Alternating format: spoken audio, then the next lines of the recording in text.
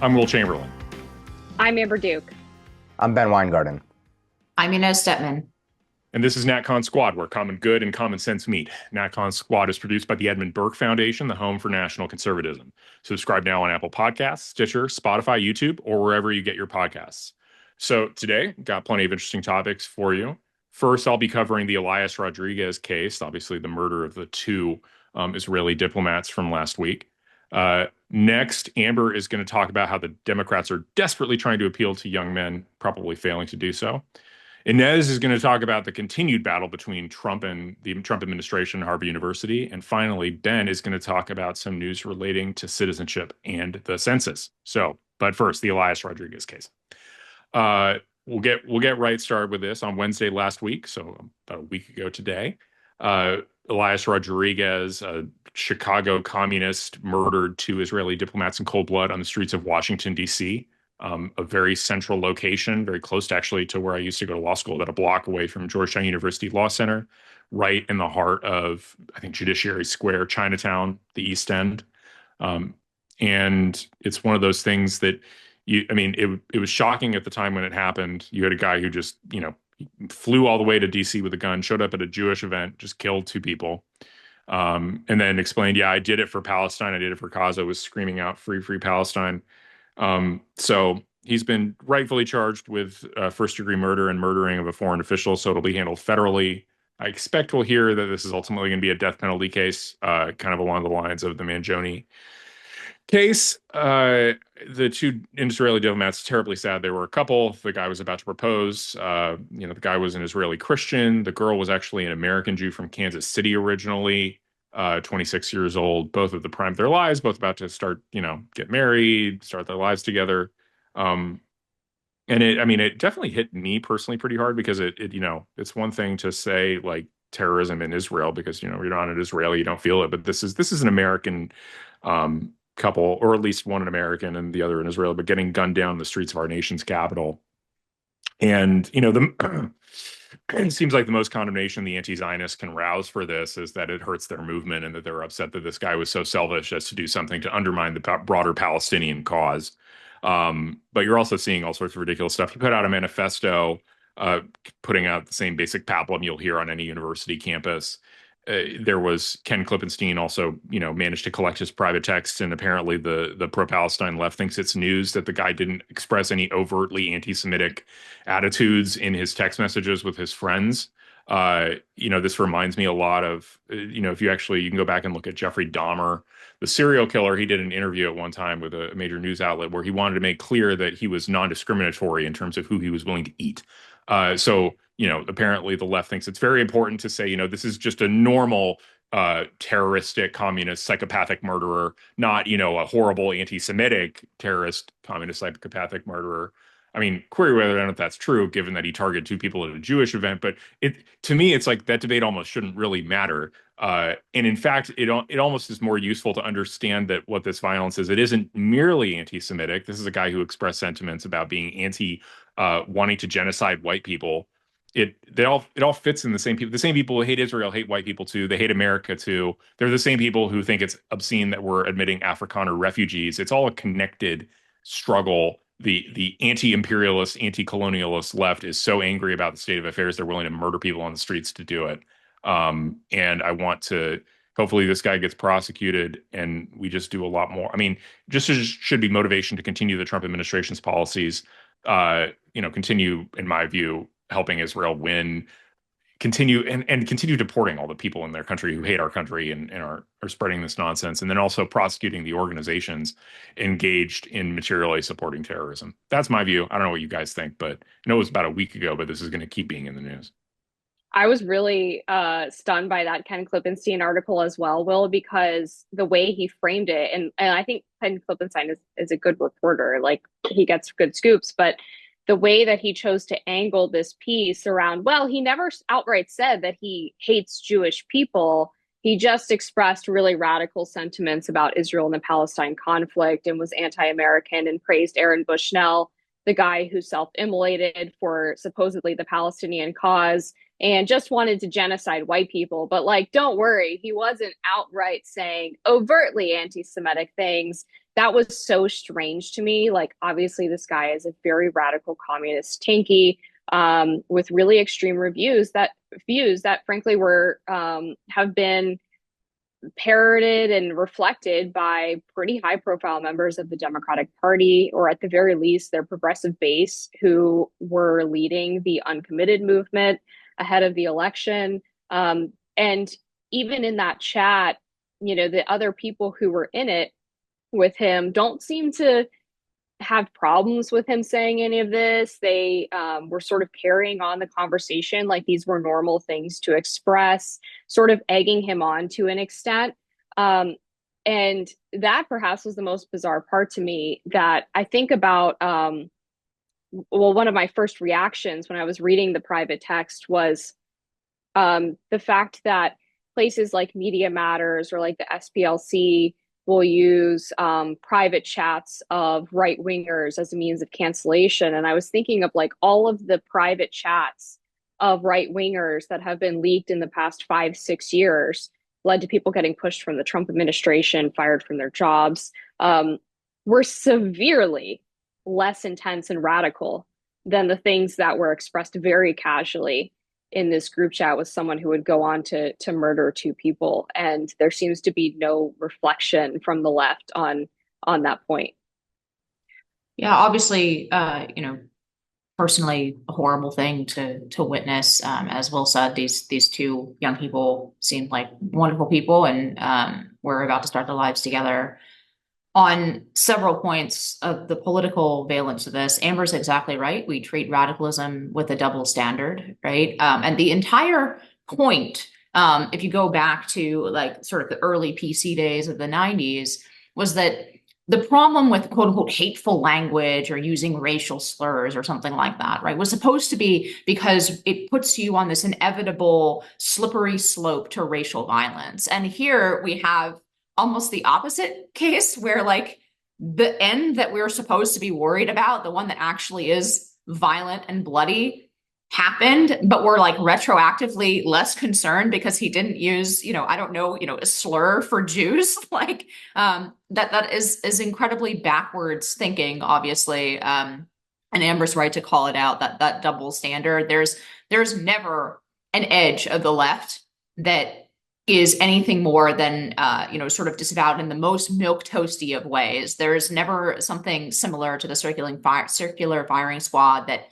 shows up on the right every time somebody's straight chat gets leaked out of context with a mean word in it.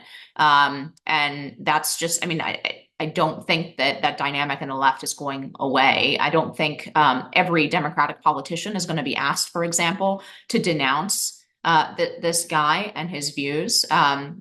I think they caught Ilhan Omar on the street and asked her, and she just, walked away from that question. That's something that Republicans aren't allowed to do, right?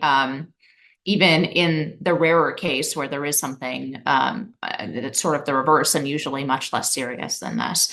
I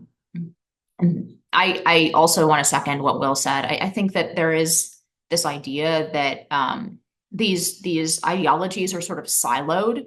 That you can have these views about Israel and Jews, and they don't correlate at all with views about America. That's just like not the case in practicality. Almost in a huge percentage of the cases, the sign that keeps coming to mind when I think about this, it was during some of the protests last summer, that said you're either on the white or the right side of history. Every one of these people thinks that the U.S. is a colonial power founded on genocide as well.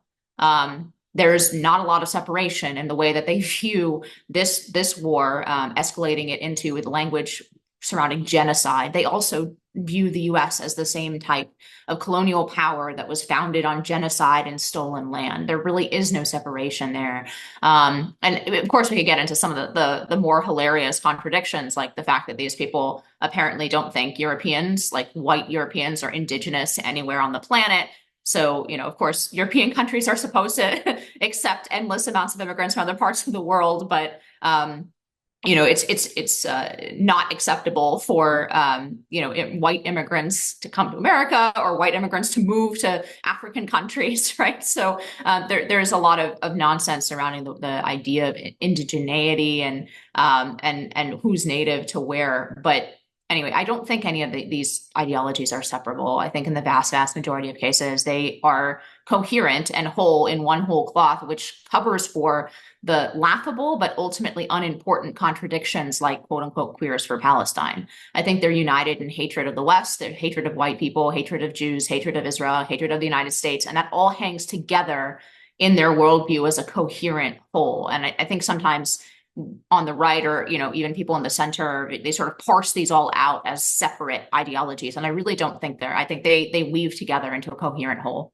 Yeah, I've been arguing for years that there's an unholy alliance between the left and Islamic supremacists, and this is just the natural manifestation of that alliance, and where they're warped and twisted, not just anti-Jewish, anti-Christian, anti-American, anti-Western, fundamentally worldview. This is what it results in. This is the logical consequence.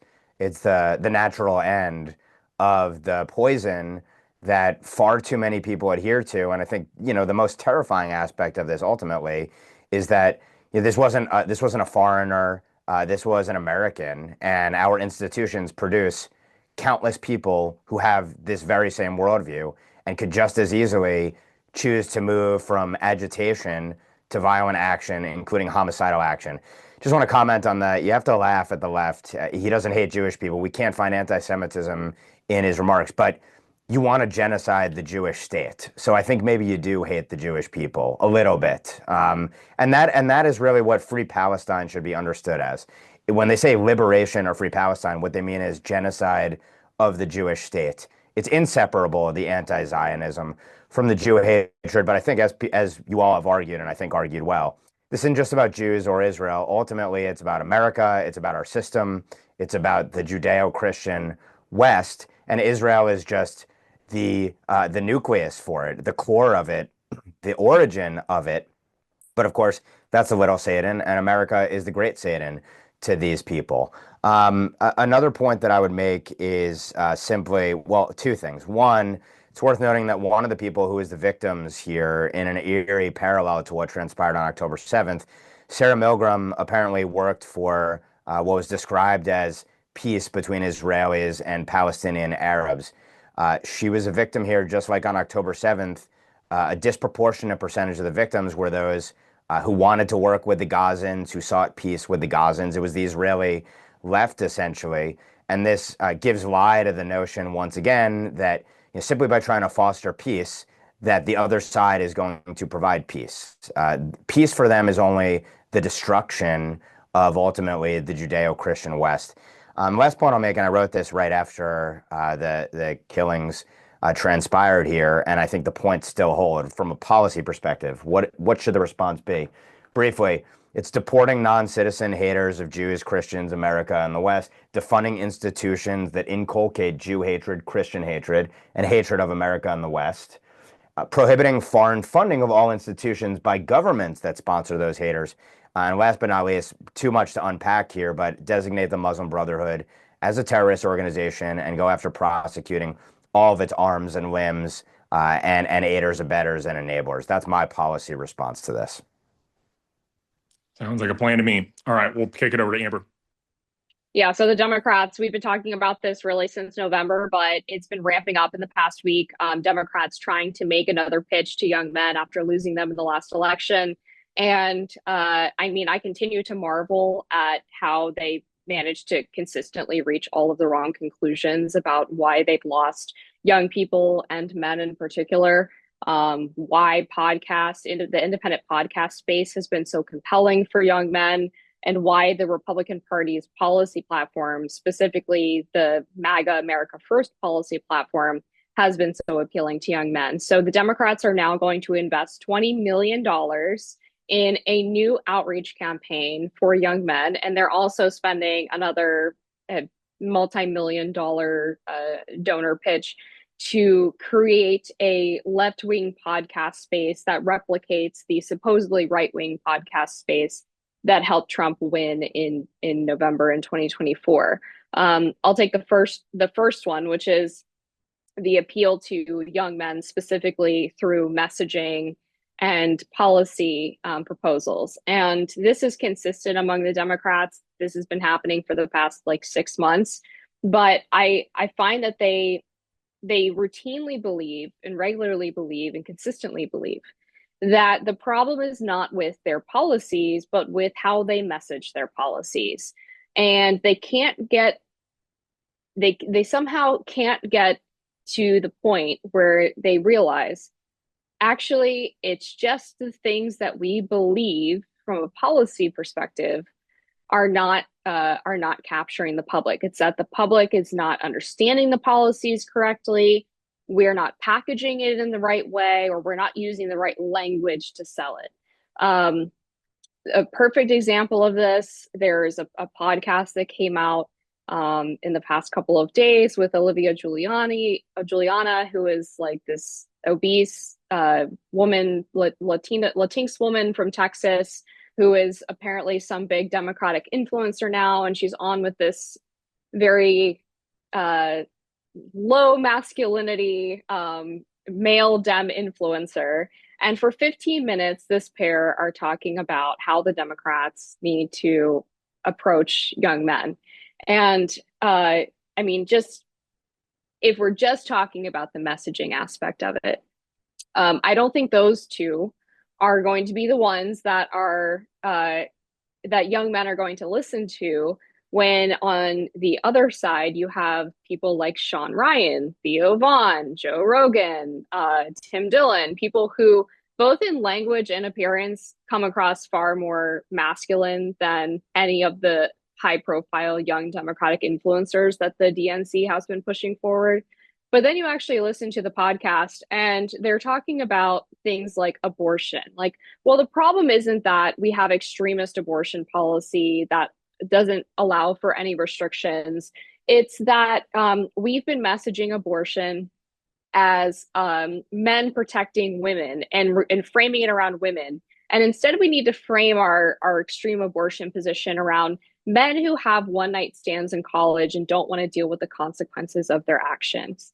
From like a 10,000 foot view, this is totally missing the point, which is that young men feel like they live in a society that has left them bereft of any responsibility. They live in a society that is sort of like no rules, no tradition, everything goes, moral relativity. And they actually want some structure. They want consistent moral values. They want a society that speaks to what the principles that this country was founded on. And the idea of, well, men just need more porn, more access to abortion, and they need to get laid, as the Democratic solution, misses all of that entirely. Actually, men want to have a good job, buy a house, start a family, and doing those things in a successful way and fomenting healthy family creation requires policies that really run contrary to everything that the Democratic Party has been espousing. Then they go into things like healthcare, like Medicaid for all, and the abundance policy as promoted by people like Ezra Klein on things like housing. And then they get into immigration. And Olivia Juliana points out that immigration is a top issue for young men and men of all ages. And she successfully identifies the fact that immigration exposes the scarcity problem, but then she just dismisses all of the other concerns about things like crime and national identity and social cohesion that are also really important to young men.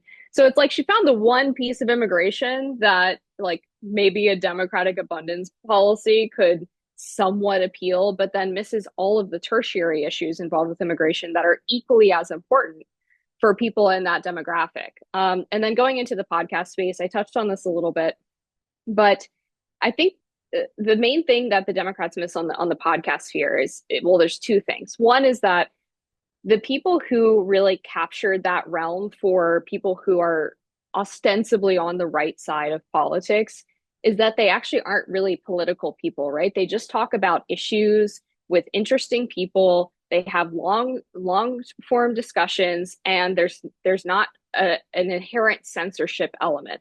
So there's a lot of independence both in the platform, but also in the style of discussion that people are having. And you can't recreate that with Gavin Newsom or Pete Buttigieg.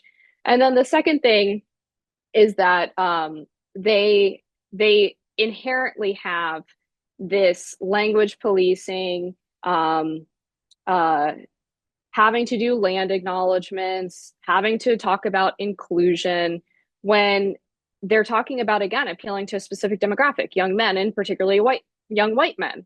But they always have to pull in all of these other categories of people that dull the message so significantly that it turns off the exact people that you're trying to appeal to. So I'll get off my soapbox now. I know I've run a little bit long, but I'll let you all chime in on how the Democrats are talking about young men now. Can they ever win them back? And your thoughts on some of the strategies and the massive money dump that they've been putting into trying to fix this problem.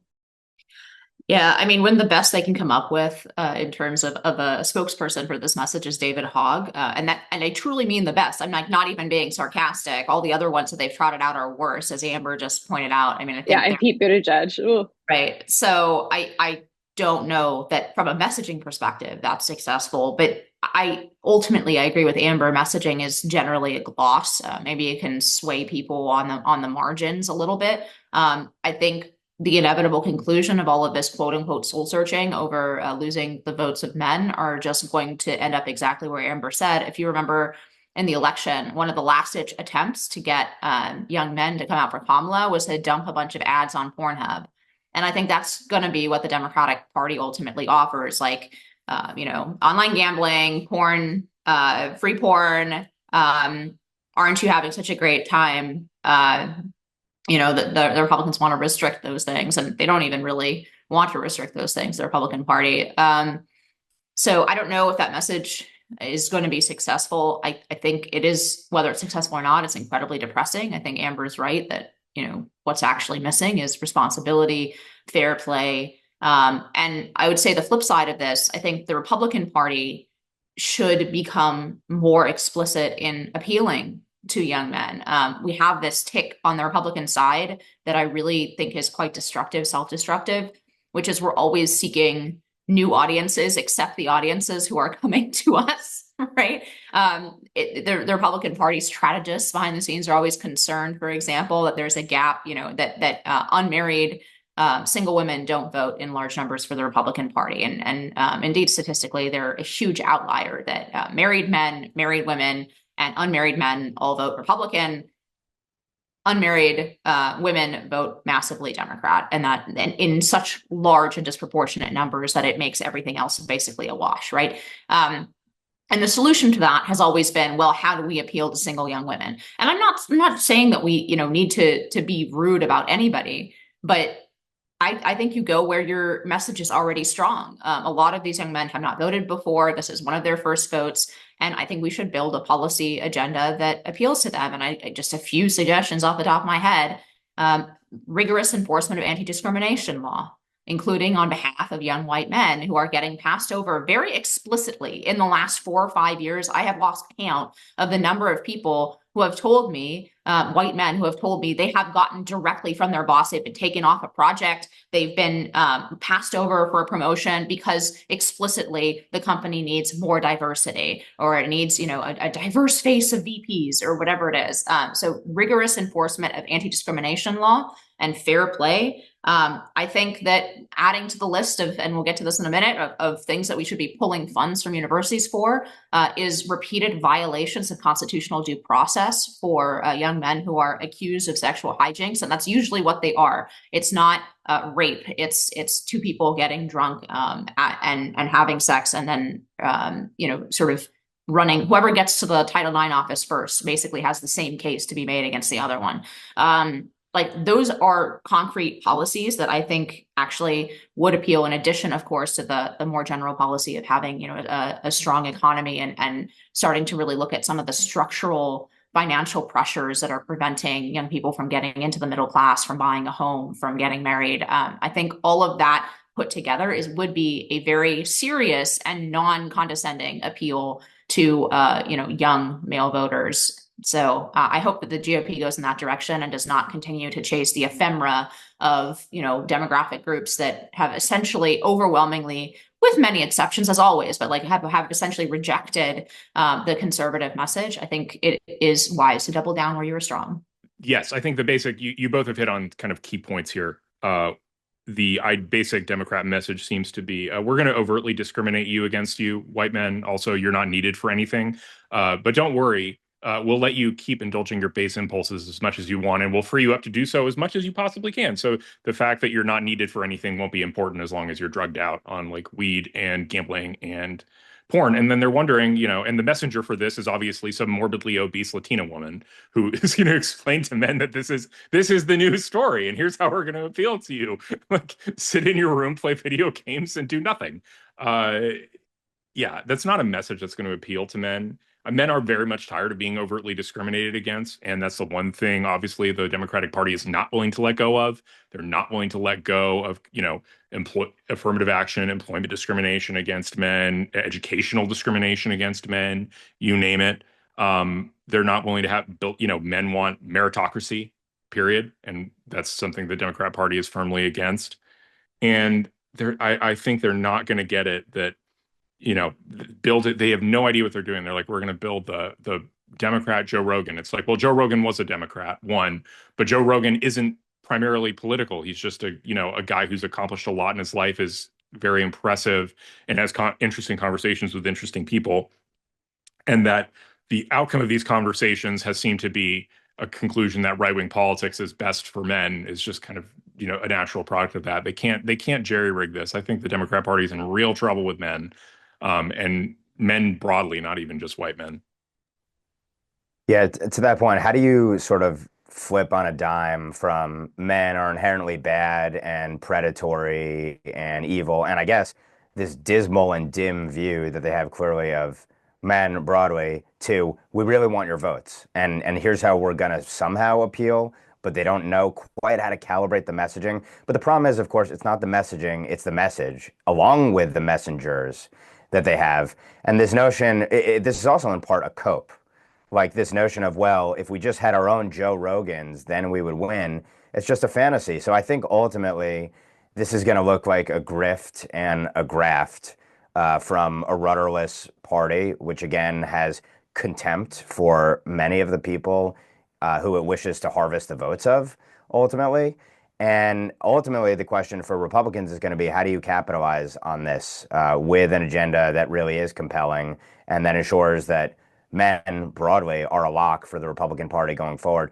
Also, setting aside, kind of just the rank politics here, to the extent disparages men and that doesn't support ultimately their ambitions and striving, et cetera, ultimately, you're not going to have healthy families, intact families, and you're going to have a country that is on the decline. So if you want to see a strong America, ultimately, it shouldn't be an America that treats men with the dismal and dim view that the Democrats are taking and pursues policies ultimately that are detrimental towards striving, achievement, excellence, family formation, and all the other positive, harmonious knock-on effects from that.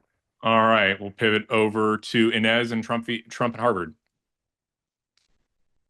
Yeah, I feel like quite often on this podcast, my job is to come in and gleefully report the latest from the front lines between the Trump administration and Ivy League universities. And I am here to tell you that I have enjoyed every single one of these updates. So I hope you do too.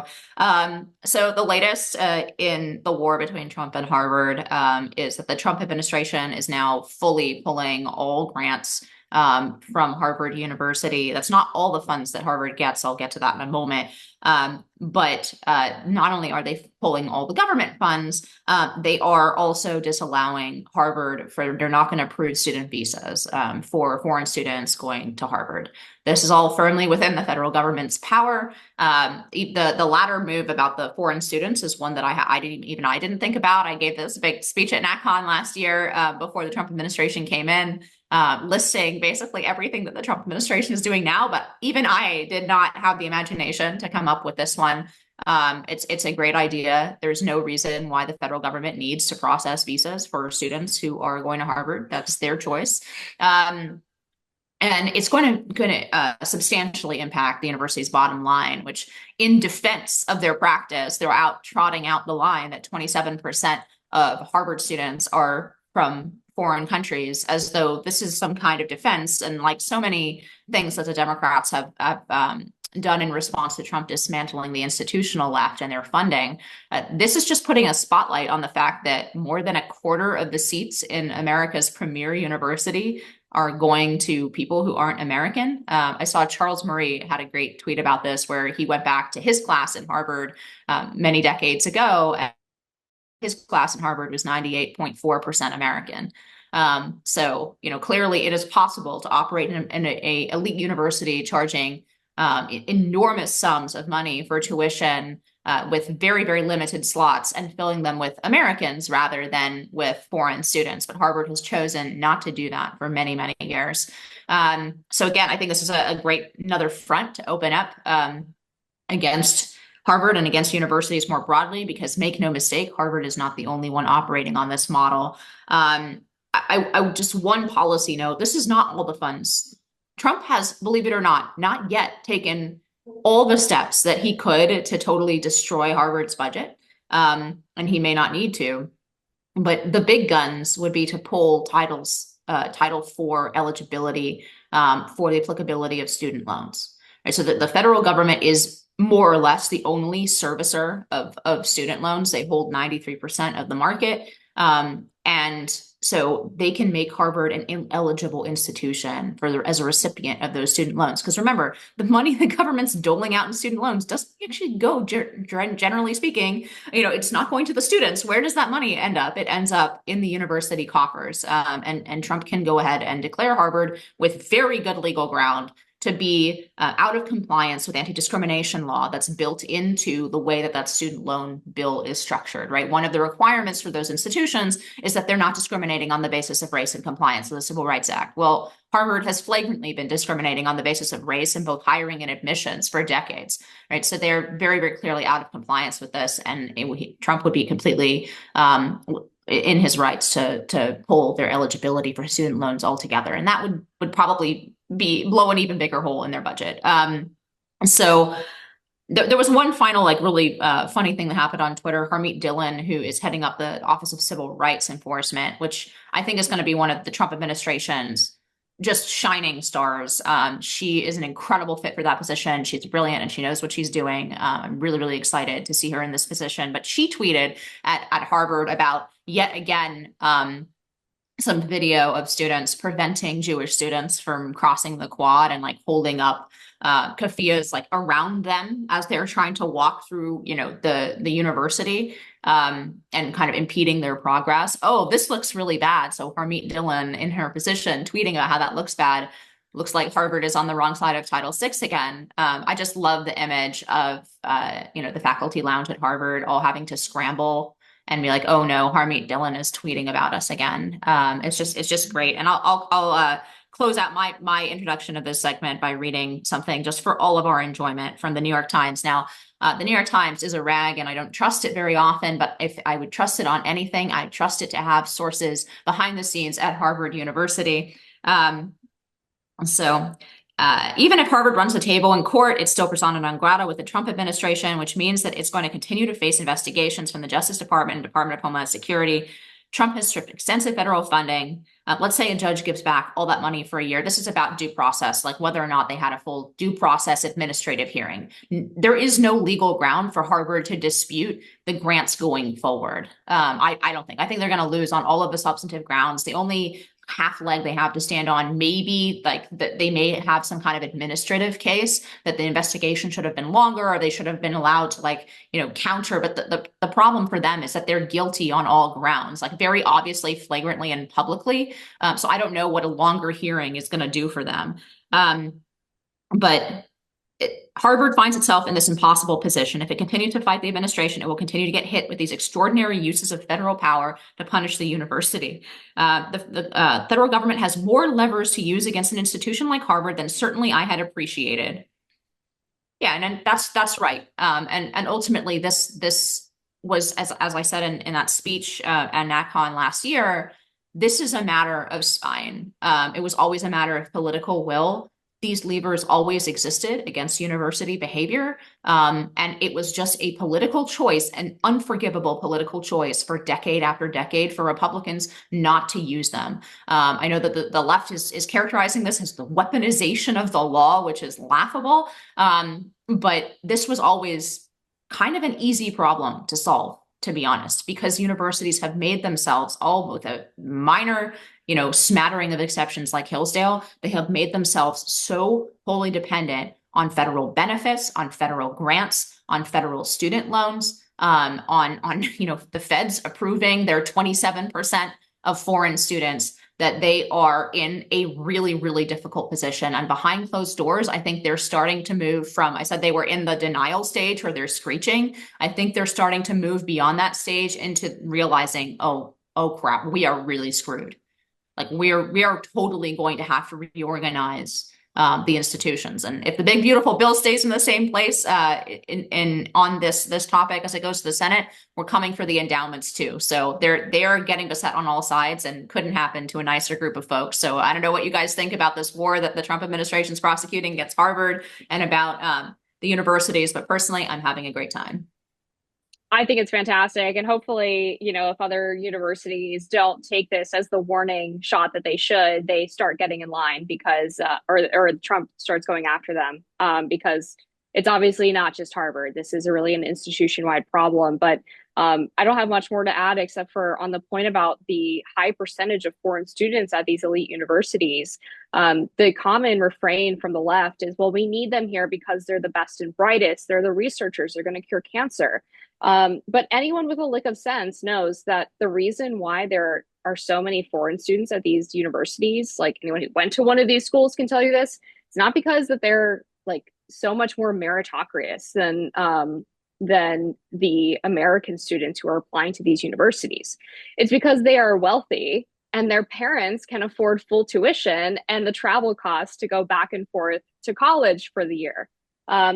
Particularly Chinese nationals. It's usually people who are at high levels of the CCP, who have a lot of money to burn, and they want to send their kids to America so that they can exercise some kind of influence on American policy or steal research secrets, or even just to be able to inculcate into American culture after they graduate. Harvard doesn't have to give them financial aid or grant money, scholarships, or even loans, any of those things, because they are paying the sticker price of tuition. And a lot of American students can't afford that. So they keep the foreign students coming in because it allows them to keep raising tuition rates. It allows them to save that money that they would otherwise be giving to deserving American students for financial assistance in their coffers, in their endowment, etc. It has nothing to do with the best and brightest. Yeah, I'm very happy with the way things are going. I saw something very interesting. Bill Ackman had a really interesting clip where he talked about how Harvard may have had a $52 billion endowment, but that it's far more illiquid and far more fragile financially than people realize. Like they're going out there and they're asking for, they're already taking out debt and asking for, they're putting out $1 billion bond issuance to meet cash flow needs. So they don't have much cash flow. Why don't they have much cash flow? Well, much of their endowment is both earmarked to very specific programs and also locked up in long-term private equity investments that can't be easily turned into cash. And the point Ackman made was that when you're in a situation where you have huge amounts of debt, even not necessarily in relation to your endowment, but you just say, I think Harvard has something like $8 billion worth of debt on its balance sheet. Well, then what donors start realizing is that if they donate money to the university, it goes right out the door to interest payments.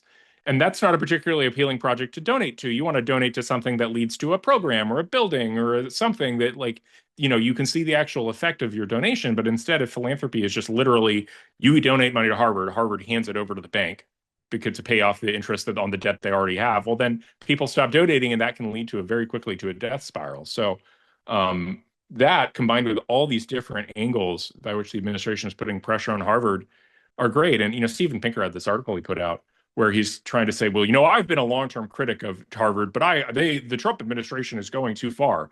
And the whole first paragraph was about all these reform recommendations he had made that had gone nowhere. The administration had totally ignored. It's like, Steven, like, I realize this is your job, but you failed. You were the guy who's supposed to be the centrist liberal re-anchoring Harvard at center. You failed. You didn't do it. We're going to take it from here. If you couldn't persuade and cajole your fellow professors to bring Harvard to the center, then we will compel them to do so.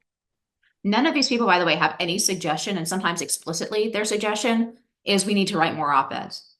That is their suggestion. Well, it hasn't worked. So this is where we're at.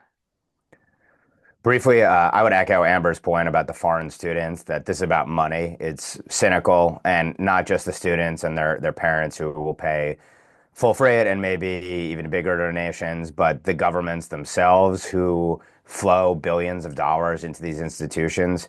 There needs to be transparency there, by the way.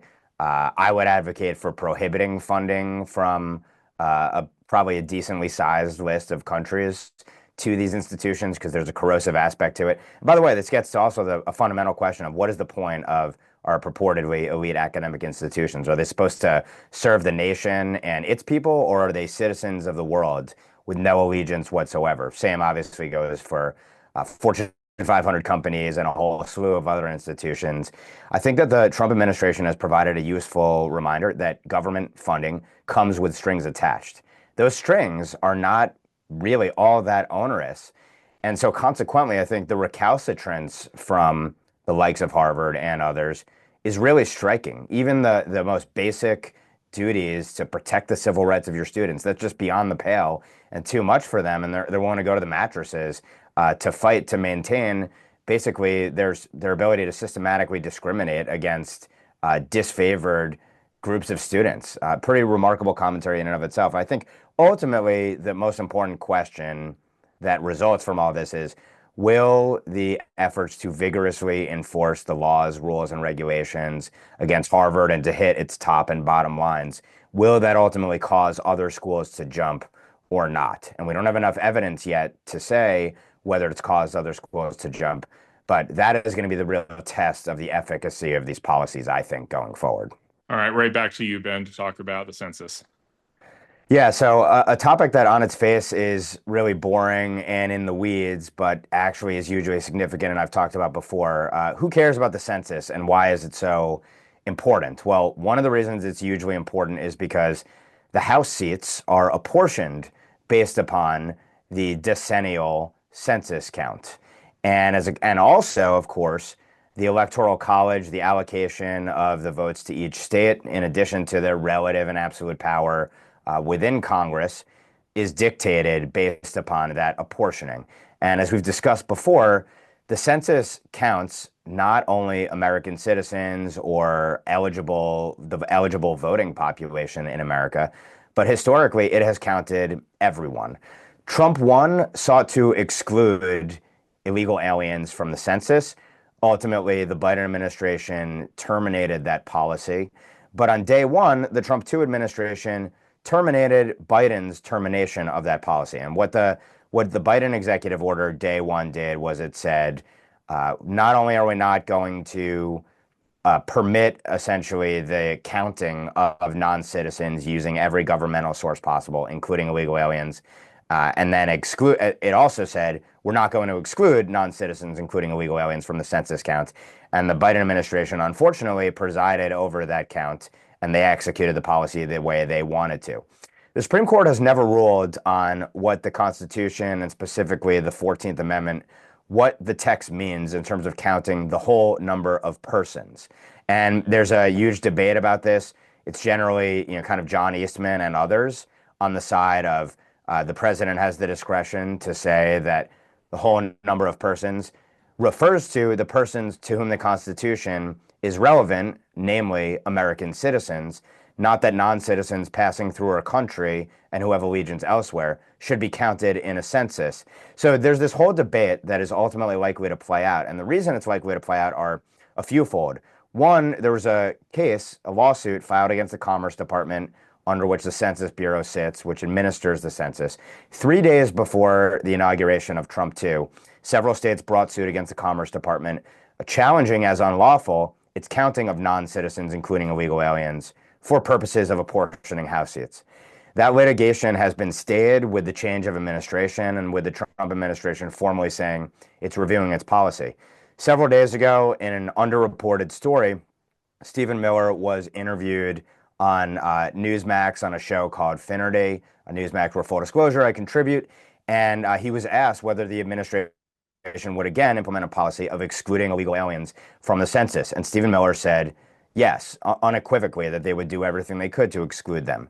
So this was a massive fight, and Trump won. In fact, just to ask a question, are you a citizen on the census, was something that was litigated all the way up to the Supreme Court. You had the likes of Eric Holder and tons of left-wing groups who were adamantly opposed to it. They said you'll have an unconstitutional undercount if you just ask the question, are you a citizen or not, in the census? And that was actually disproven by the sampling of the Census Bureau itself.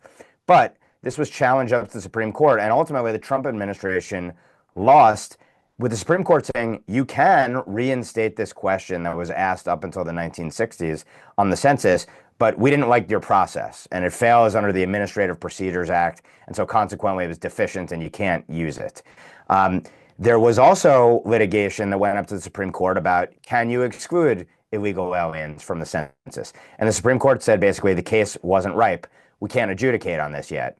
So ultimately, we don't have an answer from the courts as to whether illegal aliens can be excluded. There's other precedents saying that states, that the Supreme Court did not outlaw states being able to redistrict based upon voter eligible population. So this is in the weeds, but it's obviously hugely significant because we have seen the shifting of House seats based upon raw population numbers that have included mass influxes of illegal aliens in the last 2 decades. This could be the difference between who wins in the Electoral College. This could be the difference in, of course, who controls the House.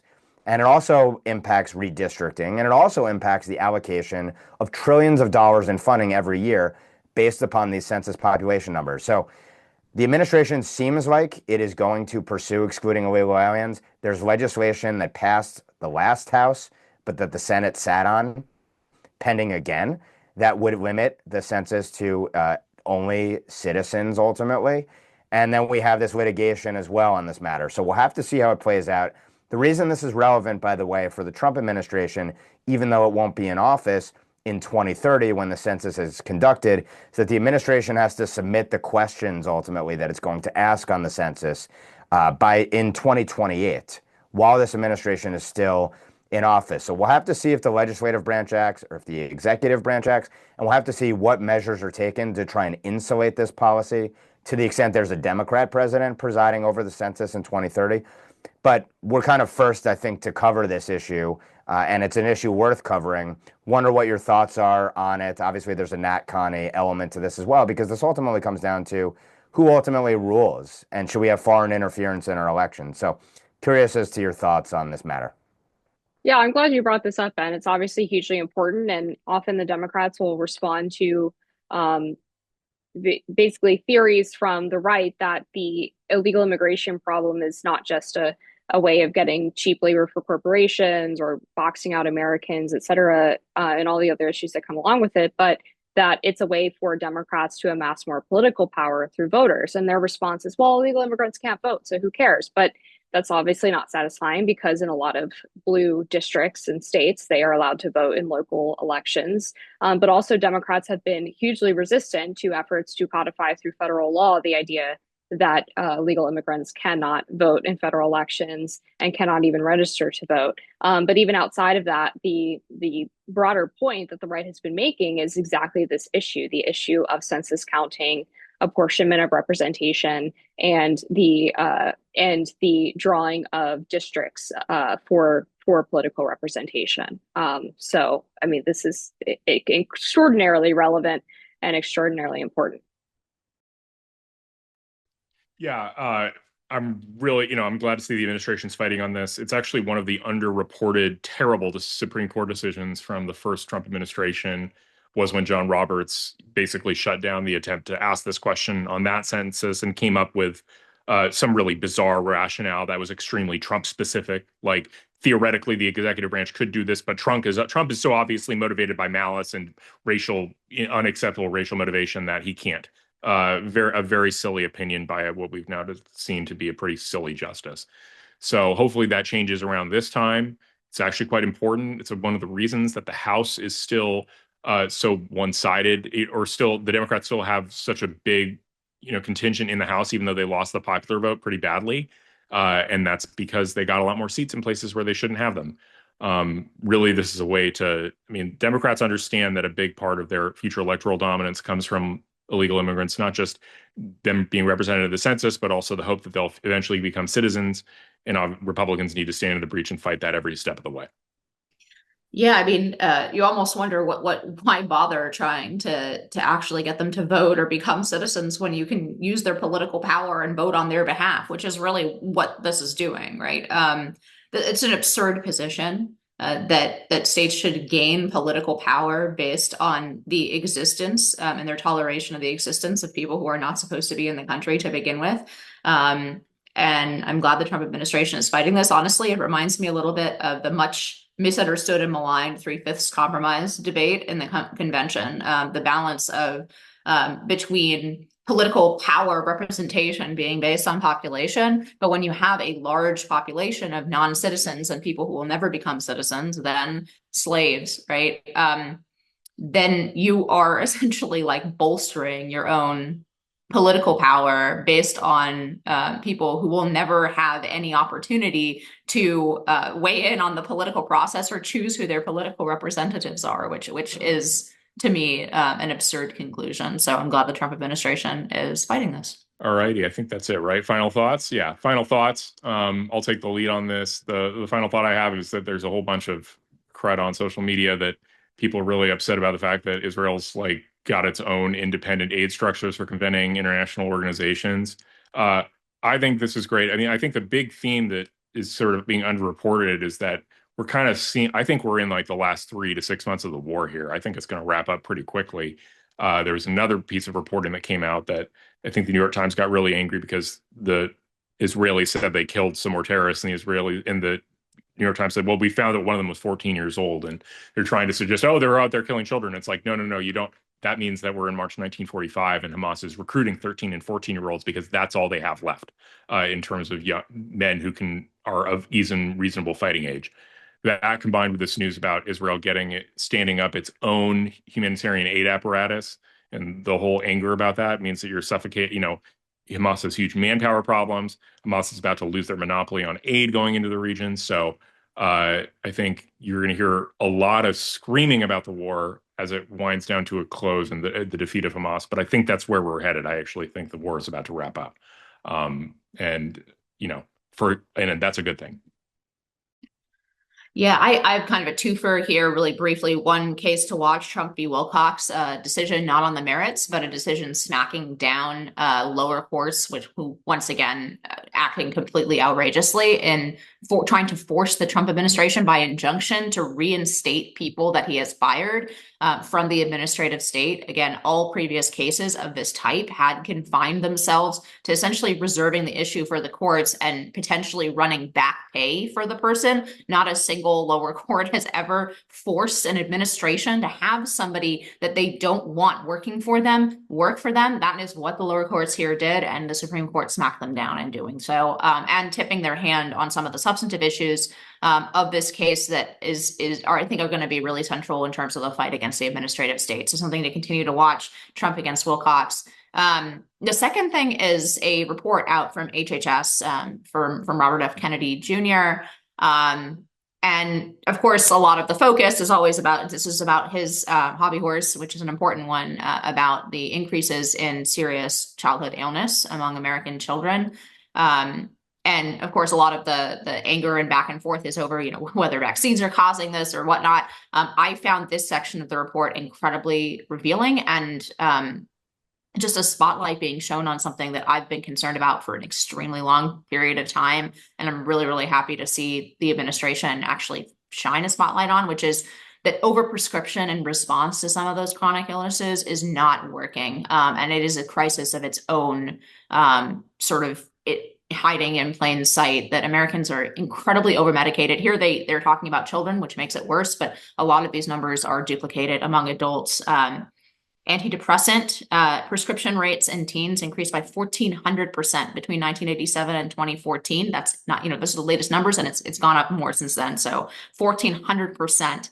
Even though systematic overview shows that psychotherapy is just as effective as drugs in the short term, potentially more effective in the long term. Antipsychotics, which is one step worse, right, for children, increased 800% between 1993 and 2009. Again, numbers that aren't reflecting the more recent increase. And then 35% potentially of childhood antibiotics are unnecessary. So there is an overprescription disaster in American medicine. And I think there are probably a lot of things that feed into it. Some of the political hooks might be the fact that pharmaceutical companies can advertise on TV, which is not the case in almost any other country. And thereby oftentimes bribe media organizations with large checks. But I don't know if that's the primary. I think also some of the things that the right really likes, and I'm in no way suggesting that I want to move to a European socialist system at all for medicine, but I do think that the customer kind of relationship in health and medicine sometimes is sort of not good in this regard, that people go to the doctor looking for essentially a solution and a script. And it's the doctor's role to say, I don't think this is worth it. I don't think the side effects of this medication versus the chance it's actually going to work to fix, but they just kind of get hounded into giving out those prescriptions by patients who want a solution. It's a spreadsheet and not an art, or really, a science and an art of medicine. So, I'm really happy specifically on the SSRI epidemic, on the, these brain drugs being prescribed to children before their brains have fully formed. I mean, I really do think this is going to be the next thing that we look back at with horror, in the same way that we are now finally starting to come to the position that, chopping off healthy breasts and body parts from children because they think they're the opposite sex is an absolute travesty.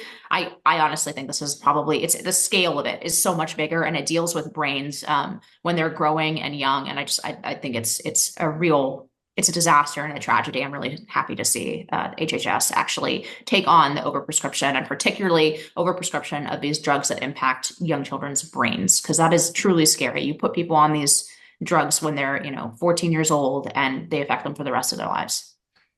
I completely agree with that, Inez. I find that so disturbing, and it's also coupled with the HHS removing the COVID-19 vaccine from the childhood and pregnant women vaccine schedule, which is a huge victory for people who have been pointing out the flaws of the public health bureaucracy. By the way, I was in Portugal for 4 days, and we were watching some TV on our last night there, and we were watching the Food Network, and it was so crazy when the show would go to commercial break, all of the commercials were just ads for other Food Network shows. There were no ads for products or pharmaceuticals or anything. You were just watching chefs make a quick dish in 30 seconds, or advertising for another Food Network show. It was actually really refreshing. I was like, damn, I kind of wish TV was like this in the US. But my final thoughts are on sports is kind of the new battleground over racial issues. Most recently in the feud between Caitlin Clark and Angel Reese, there was a recent game where the two played against each other, and they were college rivals, and Angel Reese fouled someone on the Indiana Fever pretty hard, and Caitlin Clark followed up with a foul of her own, ended up getting a flagrant, and it turned into this commentary about how people, I mean, this has been going on for a long time, but people only cheer for Caitlin Clark because she's white. And then Angel Reese even suggesting that this was due to racial backlash. She accused an Indiana Fever fan of actually calling her a racial slur, and the WNBA just released the results of their investigation into that yesterday, and it was determined that, surprise, surprise, there was no racial slur that was said. Very reminiscent of the Duke volleyball player who made the same claim against a BYU fan a few years back, and investigation and video evidence once again showed that never happened. So there's just a lot of this happening in sports. If you watch ESPN regularly, a lot of the Black commentators will frame things around race. So I think because politics has become so awash with racial politics over things like George Floyd, DEI, policing and things like that, you see that bleed over or vice versa into the sports world. And I think it's really fascinating that you're seeing a lot of the same debates and like desperately searching for hate crimes in lieu of actually any real racial resentment from white people. And the Angel Reese, Caitlin Clark story is like ground zero for that right now. I do wonder if cynically, when it comes to the WNBA, part of this is to provoke controversy so that there are more eyeballs and it gets circulated out further. And this helps with the It's ratings. working. And yeah, exactly. We're talking about it. That said, with the sports in general, I always kind of go back to my sort of cliched line, which is that sports is the ultimate meritocracy at the end of the day. It's antithetical to politics. It's about excellence and achievement on the field, irrespective of any of these other characteristics that people bring to the fore. So it's sickening and deplorable that, of course, politics has to be injected into it, but that is the problem ultimately with the leftist worldview. It has to pervade everything. No domain of life can be safe from politics, which is a shame. But again, thank God, at least still for the most part, in professional sports, it's not an everyone gets a trophy competition. It's still that the elite succeed and others fail. And one of the reasons I think is one of the only places that brings people from all walks of life together is because ultimately it is about merit and excellence and achievement at the end of the day, notwithstanding the politics that the left tries to inject. But that rant aside, I just wanted to highlight one announcement that came out of the State Department today, Wednesday, the 28th, right before we went to record, which is that the State Department announced a new visa restriction policy on foreign nationals who censor Americans, something that the State Department and the administration signaled it would do from its earliest day. In announcing the policy, Secretary of State Rubio said, today I'm announcing this new visa restriction that will apply to foreign nationals responsible for censorship of protected expression in the United States. It's unacceptable for foreign officials to issue or threaten arrest warrants on U.S. citizens or U.S. residents for social media posts on American platforms while physically present on U.S. soil. And I think this is maybe even more provocative potentially.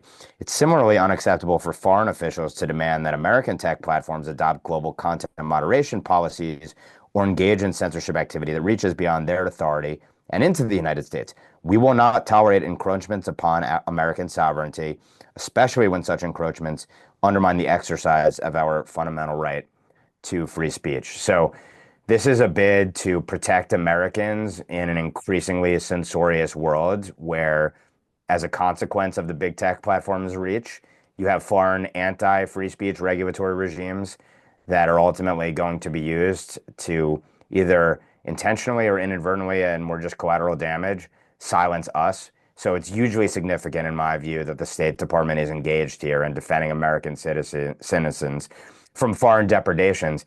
And let's see ultimately who this visa restriction policy applies to, because that's going to be the real test here. Who is going to be the Harvard when it comes to those who are targeted with these visa restrictions for attacking Americans as speech? Be fascinating to watch, but kudos to the administration for protecting our rights at home from depredations abroad. Yeah, I was thinking about covering that particular bit of news and decided to leave it to Ben, whose beat is the global censorship, the State Department censorship regime. So I knew he'd cover it. All right, with that, thanks so much for tuning in, guys. On behalf of Ben, Inez, and Amber, I'm Will Chamberlain. See you at the next NatCon Squad.